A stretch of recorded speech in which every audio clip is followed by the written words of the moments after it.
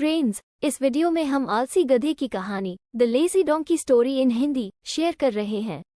आलसी गधा moral story in Hindi कहानी नमक के व्यापारी के गधे की है, जो आलस के कारण ऐसी हरकत करता है कि उसे लेने के देने पड़ जाते हैं।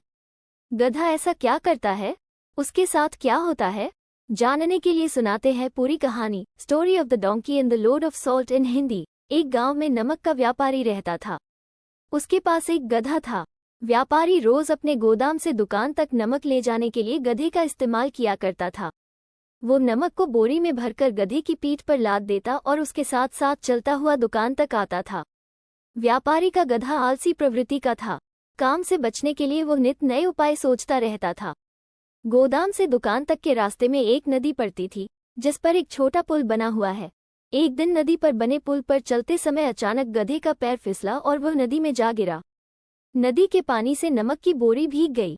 जब तक व्यापारी ने गधे को पानी से निकाला, तब तक बोरी में भरा बहुत सारा नमक घुल चुका था। गधा जब चलने लगा तो उसे बोरी का भार बहुत कम महसूस हुआ और वो खुश हो गया। उसने सोचा कि अपने ऊपर लदा बोझ हल्का करने का ये बहुत बढ़िया तरीका है। अगले दिन वो जानबूझकर नदी में गिर पड़ा।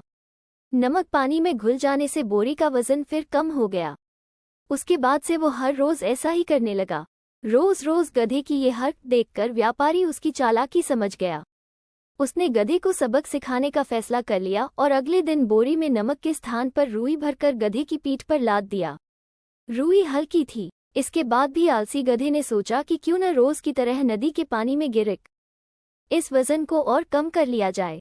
इसलिए वो जानबूझकर नदी में गिर पड़ा। लेकिन इस बार बोरी में नमक नहीं बल्कि रुई थी।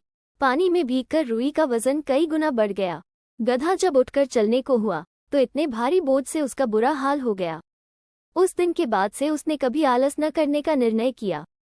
सीख, मॉरल ऑफ द स्टोरी आलसी गधा। 1. आलस का फल कभी न कभी मिल ही जाता है।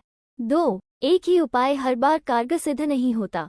फ्रेंड्स, आपको the lazy donkey story in Hindi कैसी लगी?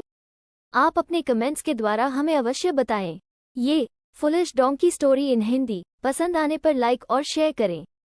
ऐसी ही और फेमस ईसॉप्स, फेबल्स और story for kids in Hindi सुनने के लिए हमें सब्सक्राइब कर लें। Thanks for watching it.